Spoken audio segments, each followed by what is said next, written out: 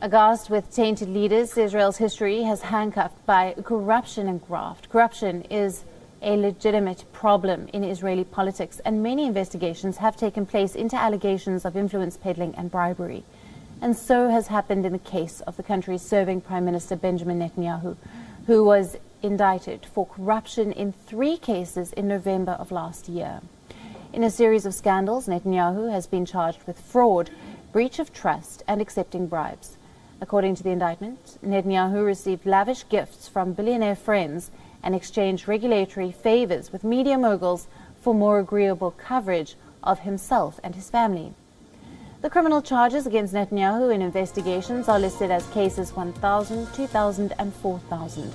Case 1000 centers on allegations that Netanyahu and his wife Sarah wrongfully received gifts from Arnon Milchan, a prominent Hollywood producer and Israeli citizen, and Australian businessman billionaire James Packer.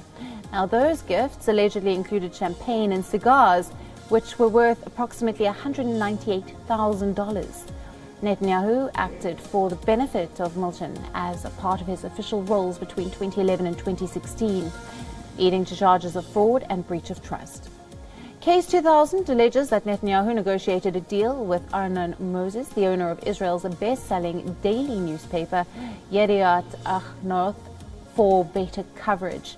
In return, he offered legislation that would impose restrictions and slow the growth of a rival daily newspaper, the Israel Hayom. Now, this case concerns meetings conducted with Arnon Moses, where Netanyahu and Moses engaged in discussions regarding the promotion of their common interests. In this case, Netanyahu has again been charged with fraud and breach of trust. Case 4000 alleges that Netanyahu granted regulatory favors to Israel's leading telecommunications company, Bezek Telecom Israel. According to the indictment, Netanyahu maintained a give-and-take relationship with Israeli businessman Shaul Ilovich and his wife, Iris. The case 4000 has 2 main parts. The first is that Netanyahu fired Communications Ministry Director General Avi Berger and hired his loyalist and ex-campaign manager Shlomo Fulber. Now, the move was in order to ensure a government policy favoring Bezek owner Shaul Ilovich improperly. The second is that in exchange for the positive treatment of Bezek, Netanyahu and his wife directed Bezek's online news site, Walla, to give him favorable coverage. Netanyahu has been charged with bribery, as well as fraud and breach of trust in this case. Bribery charges carry a sentence of up to 10 years in jail and/or a fine. Now, fraud and breach of trust carry a prison sentence of up to 3 years. Netanyahu's trial began on the 24th of May of this year in the Jerusalem District Court, and during the first session, Netanyahu was granted the right to avoid a second in-person court appearance for the next session scheduled today.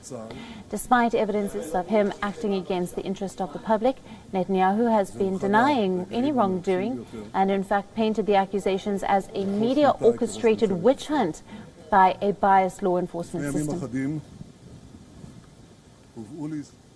כל הבאים מהמדינות הבאות, מצרפת, מגרמניה, משוויץ.